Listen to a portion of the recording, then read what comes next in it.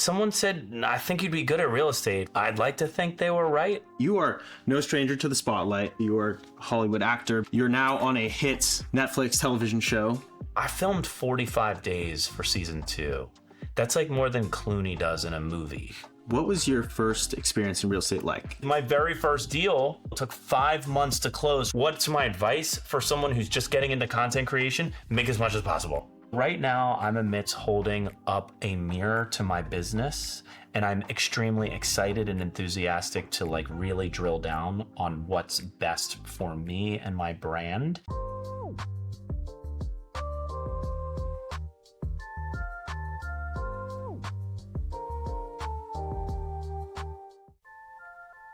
Hello and welcome to the Presence Podcast. My name is Aaron Grusho with Luxury Presence, and I am extremely excited to be in Los Angeles with super realtor Ben Belack. Ben, thanks so much for being here. I'm never going to live down this tagline. I'm going to be the super realtor forever. It's what I wanted, but now what I loathe.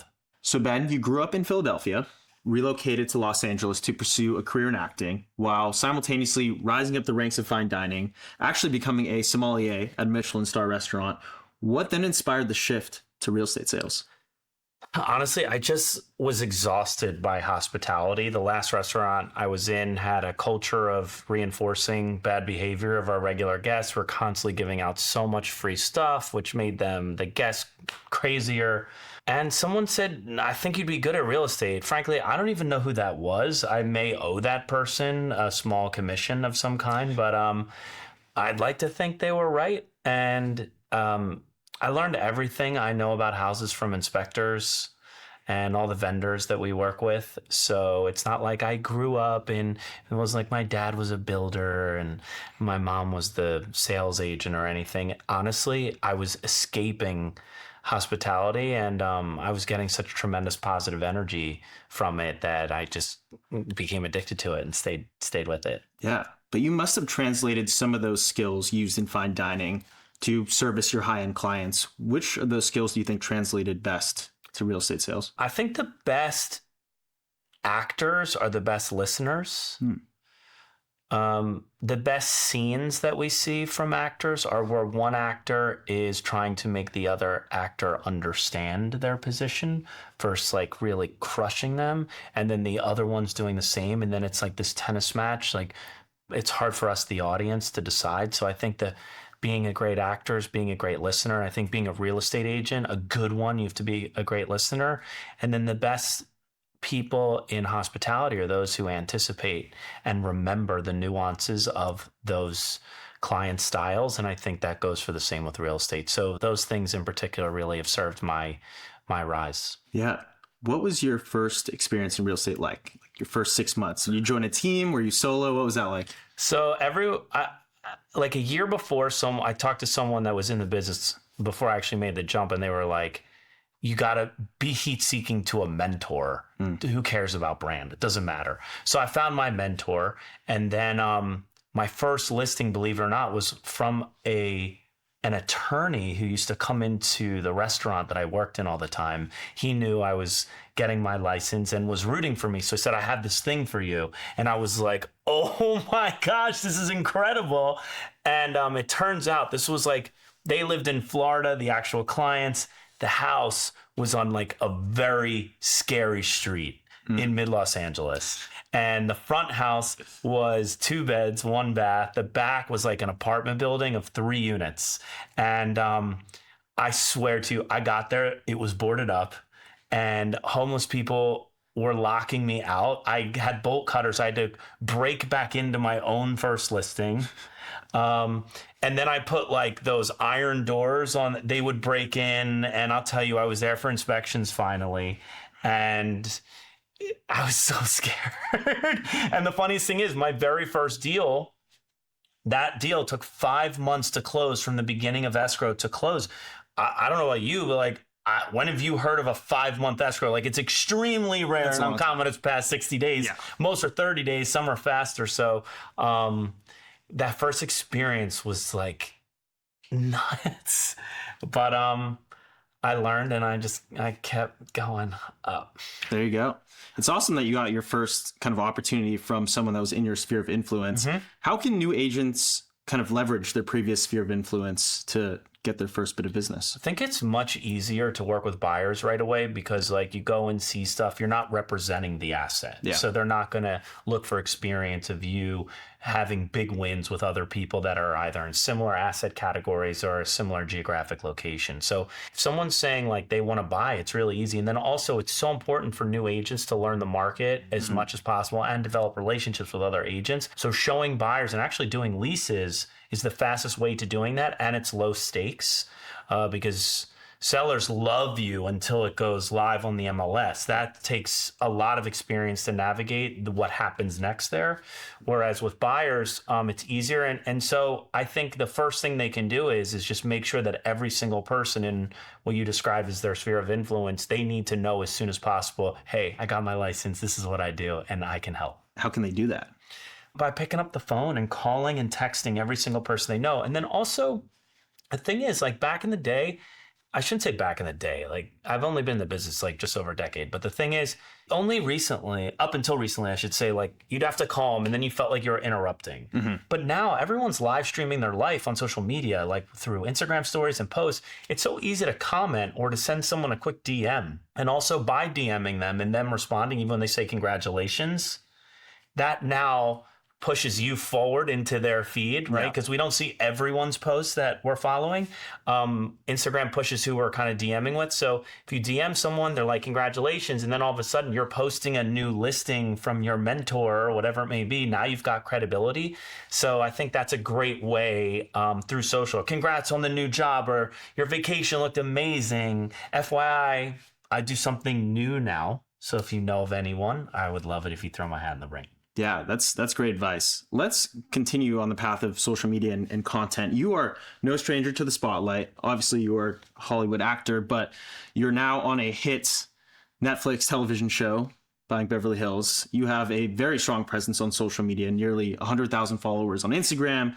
You've got a podcast you're a co-host on, a booming YouTube channel. What has that media presence done for your personal brand and the building of your career? I would say that historically, I've been pretty bad at following up with my database. I think I like the excitement of calling someone new and navigating that conversation, getting an appointment, ultimately listing the sale. I love it. I don't always feel on. I'm not ashamed to admit that. I know people, feel that same way. I'm a human being. So in my mind, and this may be a limiting belief, when I'm calling my database, I feel like I have to be on. So I naturally tend to avoid that.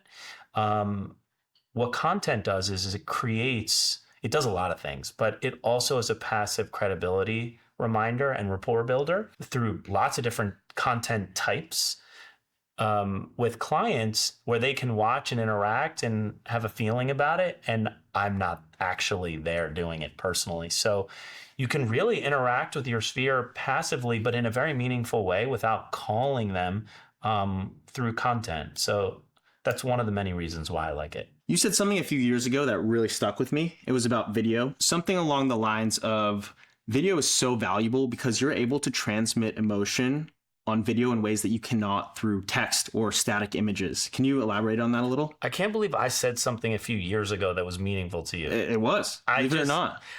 Sometimes I'm not sure. It's like, am I talking that much? Or was it meaningful? It was meaningful. I dance this, I walk this line of insecurity. Genuinely, I, when thinking of the creative for this, I thought of that moment. Amazing. I don't remember exactly where it was, when it was, but it was a few years ago, and I still reflect on that today. Let me tell you, there are a lot of times now where an agent could easily send to a client like, hey, we've been on for 60 days. We were showing so much the first month, and now it's really quiet. I think we should reduce via text. And someone told me once there was a study, I don't know if it's even true or not, but human beings naturally, when they read a text, or I guess an email is the equivalent, they receive it the worst way possible. Like the worst way. Yeah. There's no middle ground. Like they're taking it the worst possible way. So Now, when I want to go for a price improvement, what I do is I go into like a Google Meet or like you go into a Zoom alone and I record it. And then I go in presentation mode and I present an argument. And that argument and position is data driven, but also includes empathy and an understanding of the micro market. And then I send the video. Wow. So I give them a chance to watch the video without me being live. And they can rewatch the video. They can come up with questions. They slow down. Maybe they go through some emotions. And then oftentimes they'll call me and they go, hey, we watched a video. Thank you so much. We've talked about it. And here's what we want to do. Instead of me calling, it's a high stakes thing. Let's say I say the wrong word the wrong way. It triggers an emotional response. And then we maybe get into a debate back and forth. And then we both leave the call like, not feeling like we didn't hear one another.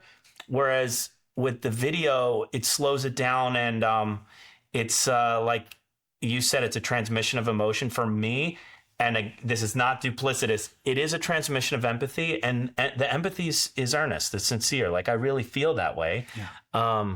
So I use video not just to be like, hey, I do real estate, but also to get price reduction sometimes. That is such actionable advice. I'm going to try that. You should. Yeah, no, it works. That's awesome. That's really cool. Have you had any very positive experiences or feedback from sending videos to clients like that? Yes. The best case was a 7-figure price improvement because I was always tasked to speak through the family office. Yeah. And I felt like no matter how great the family office was, and they were great, they weren't going to be able to communicate it in the same way I was. So we made a video. Actually, I was co-listing it with 2 other agents. It was a big listing. Mm-hmm. So I made them role play with me. And as if we were making the video, we spent like 20 minutes on that. And I'm like, you cover this, and then I'll bring us home with this. And one of them's been in the business for a really long time and extremely successful. Sold like a $70 million house a few years ago. And I still am like, we're doing this. We did it. And then we filmed it. It worked, got a 7-figure reduction. But everyone seems to always like and appreciate it. But like real estate, there was one guy who hated the video. He hated There's always that one guy. He's like, I don't appreciate the video. Why don't you just call me? I'm like, I don't know, dude. That is real estate, though. You never know. But it does work. It does really work.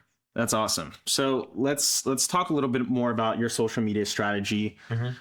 Again, big presence all across the board, Instagram, YouTube, but definitely an emphasis on video. Mm-hmm. What types of video content are you mostly focused on? What is your strategy at the moment when it comes to content creation? I'm always like reverse engineering the finish line. If I'm trying to enroll more coaching clients, then I'll be like focused on content that does that captures email addresses so I can retarget them. Ryan Serhant once said to me in a different sort of context, he was like, anyone can throw a party, right? And it's like anyone can post a story or film something. I always go back to that when he said that to me because it applies to everything. Like anyone can just put something out there, but like what are we measuring for? Like what's our key performance indicators? Like I want to collect 10,000 emails so I can retarget them and keep reminding them of brand. So it really just depends on what I'm trying to do. A lot of people out there trying to get likes and views. My one friend who's a real estate agent who is brilliantly funny recently put out a very, very, very funny property video and it performed terribly. It was terrible. Yeah. But I like peed myself laughing. But the hook sucked. And it's like, if you're telling a client for this expensive house, I'm about to like be a clown because it's going to go viral and get more eyes on it. And then you get 2,000 views. What do you say to them? Because now you've kind of clownified their house. Right. So for him, I think if he was optimizing for views, because he was definitely optimizing for laughs versus leads. You got to get the views. You have to get the shares to get that. And I think in his case, where he really missed was he didn't think about what was important to get those views, which is a really good hook. And his hook was garbage. So for me, to answer your question, I'm always reverse engineering the finish line. What do I want out of the content? What's my advice for someone who's just getting into content creation? Make as much as possible. And then each one, you learn like a little bit more. Sometimes you learn about the engagement, what worked with the hook, what side is your better side, how to deliver a faster script or what app to use, the better mic, whatever it is. And then all of a sudden, 2 months later, you're like an influencer. People don't realize like how easy it can be. Yeah.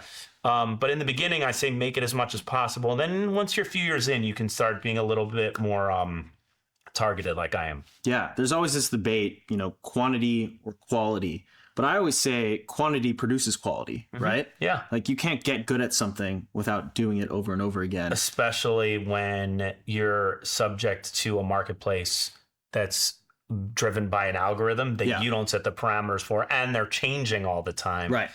You just got to start. And what's funny is this one girl in my office, she was at a very expensive listing here in LA, and she just did a pan of a conversation pit. Yeah.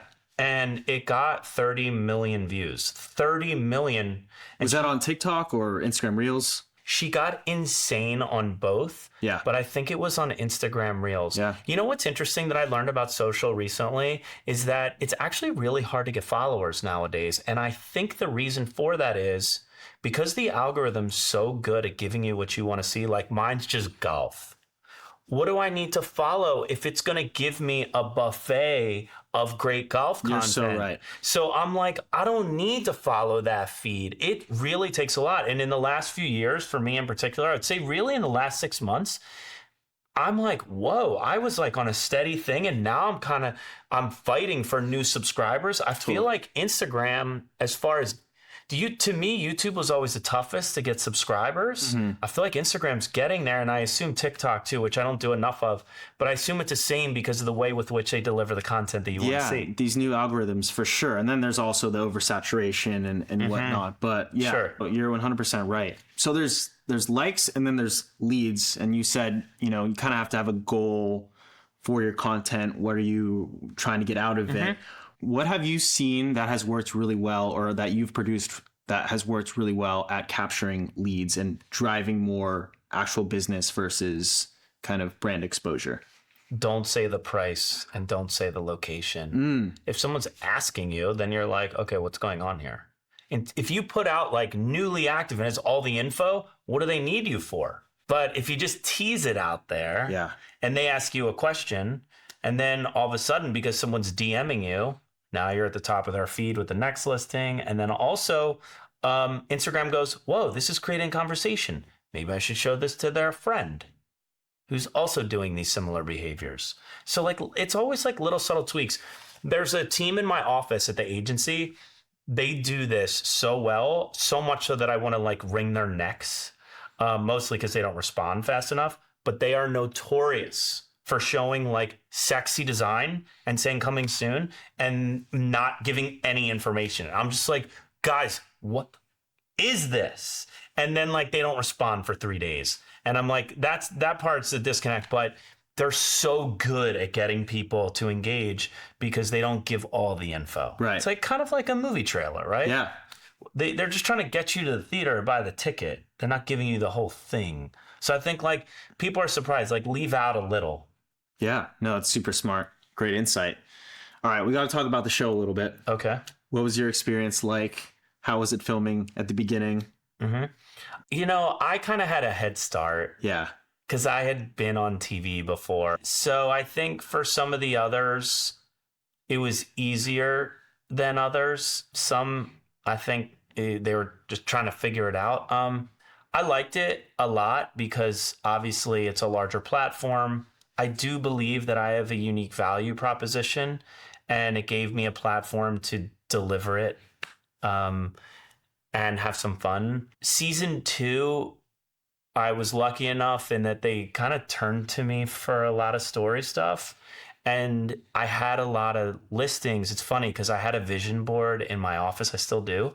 And after season 1, it said Netflix season 2 in the center, and not to get a second season, but to make sure I had listings to show, because in season 1, I couldn't get back into stuff I'd sold because they weren't my clients. Right. Yeah. So I wanted to make sure that I had stuff to get into, and I did. But what I will say is I filmed 45 days for season 2. That's like more than Clooney does in a movie. And it was a lot of stress on the mentorship of my team. And they pay us, but like not well. And so it was challenging because I just wanted to be there a little bit more for the team and stuff. Yeah. So in that way, it was great, but also it was tough. To be honest, it put some stress on my personal relationship too, because we wanted to be doing things, and I'm like, I can't. I have to stay and film. But yeah, it was cool. It was still cool. No, that's awesome. Did you find it having any impact on your actual business? Were you able to get more business from it? How did it impact your personal brand?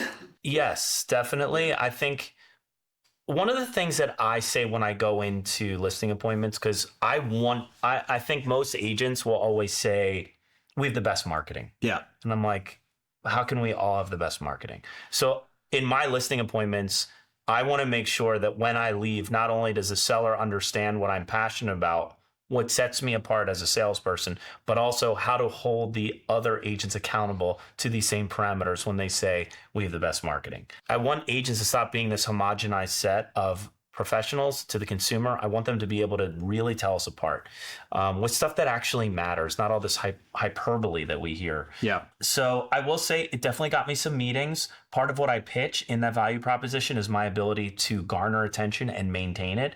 The show was an extension of that.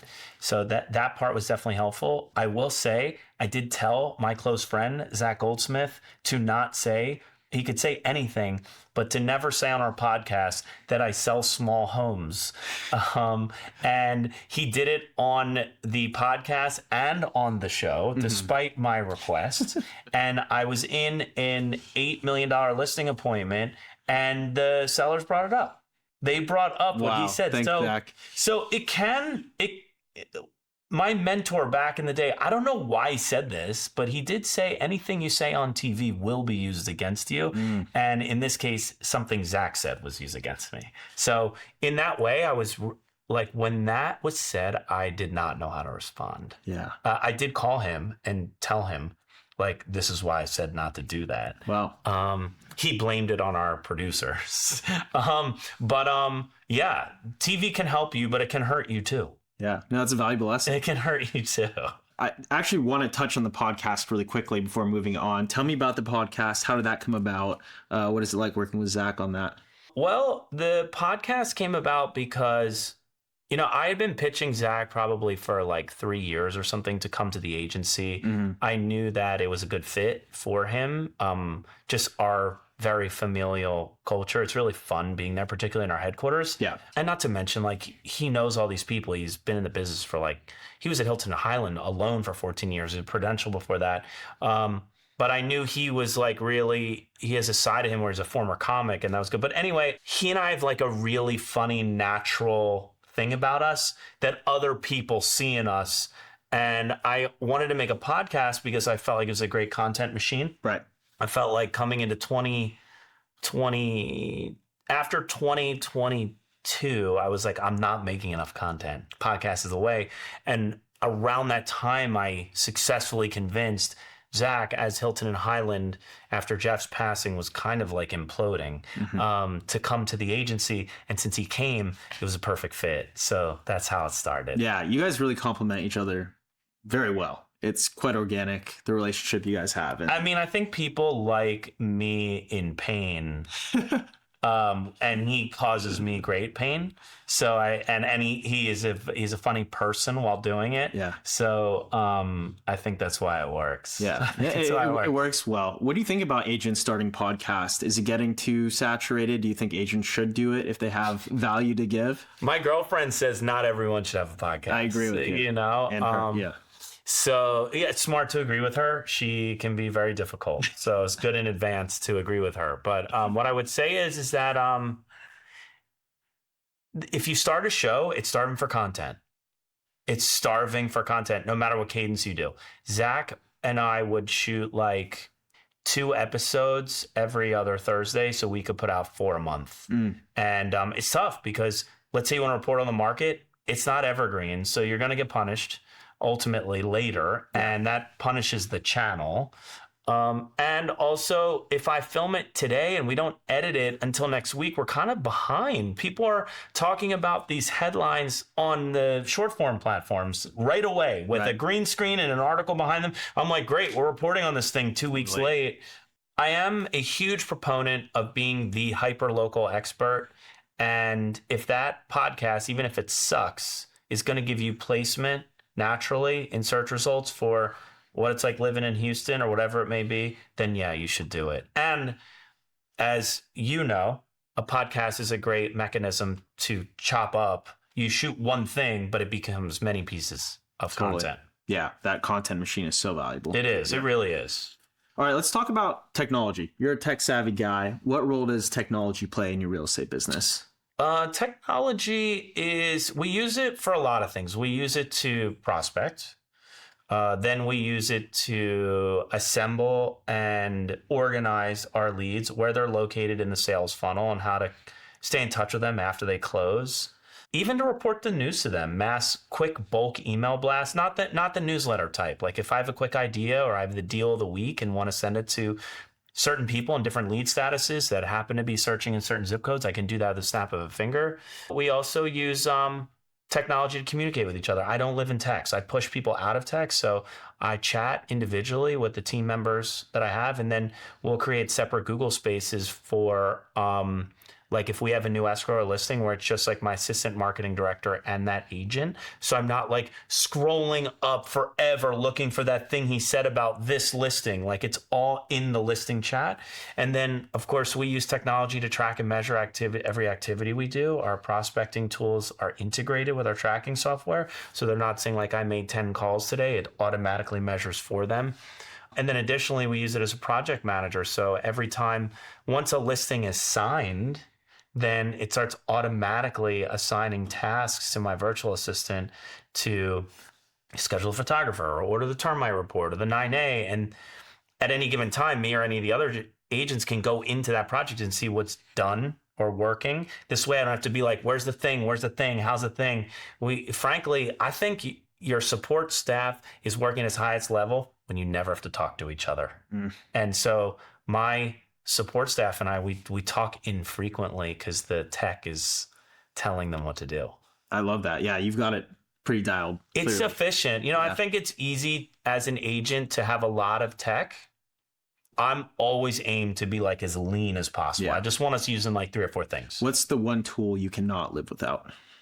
I think if I had to pick like one prospecting thing for the rest of my life, it's open house. I think it's the best one there is.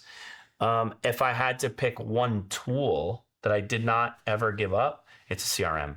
CRM. The money's in the CRM. Which CRM do you use? Follow Boss. Yeah. I was Sierra Interactive forever, but frankly, felt like I was twisting their arm and pulling their hair to update my website because it looked like it was old, and that's just kind of not part of their model. And their website and CRM are integrated, so ultimately I had to leave there, and that's what brought me to Luxury Presence, which integrates with Follow Boss. So easy. Perfect opportunity to talk about your new website, which you just launched. Yeah. Walk me through some of your favorite features. I mean, it's awesome. And my website was so wackodocious for so long. And then, so maybe like I was a target demo for something sick. But the thing is, Luxury Presence, here's what I'll say. Believe it or not, I expected the launch of it because I remember my marketing director told Luxury Presence, I was on this call. They said, look, Ben's really flexible and malleable, but like he's very specific with what he likes. So as Luxury Presence was onboarding us, I was like, okay, let's see if they can handle Hurricane Ben. And it was so well organized and the communication flow was so good that I really felt like there weren't any hiccups. And then there were a couple things that they built for me custom, like when you scroll down on my page, there's some of the YouTube content. So it's like even more video than at the top. And they were like, we're building this for you. We're building this for you. We're building it. I'm like, okay, like there's like this big buildup. But then once I saw it, I was like, this thing crushes, because I've been able to build a career where I have friendships with some of the icons in the space. So I had these great interviews with them, and you're seeing them on my site too. And as I continue to rise, because I still want to, they give me cred. They give me cred, especially as I try to take listings from them. So it's awesome. It's awesome.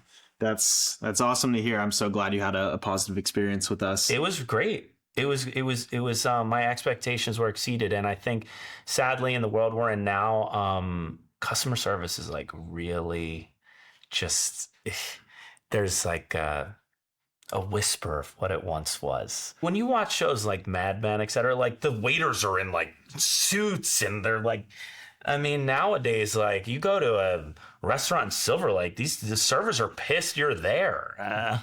So it was really cool, really refreshing. So the service was great, and also the product is reflects me and my brand and what's important to me. So I'm very happy. I'm so glad you're happy. We're happy you're happy. Good. Awesome. So as we wrap up this conversation, I'd love for you to share one key piece of advice every agent needs to hear.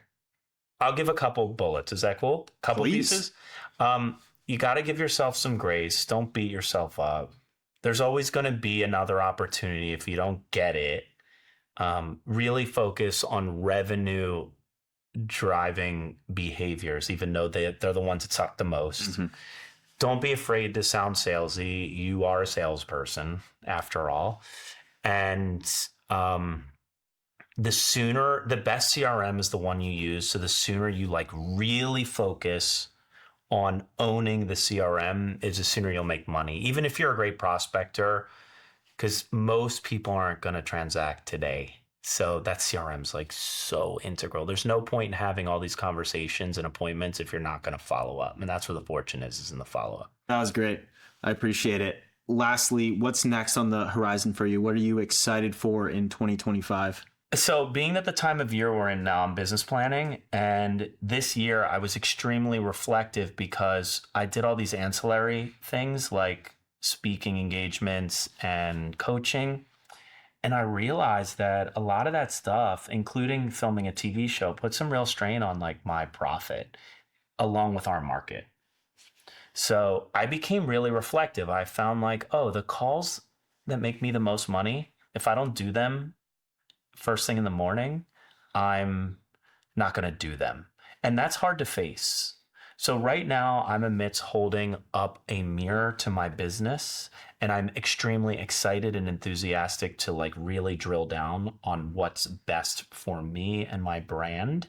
So I guess what I'm looking forward to most in 2025 is reaping the benefits from those changes. Ben, thank you so much for being here today. We really appreciate it. This was an awesome conversation. I know our audience is going to get a ton out of it. You can find all of Ben's information in the description below, and we will see you next time on the Presence Podcast.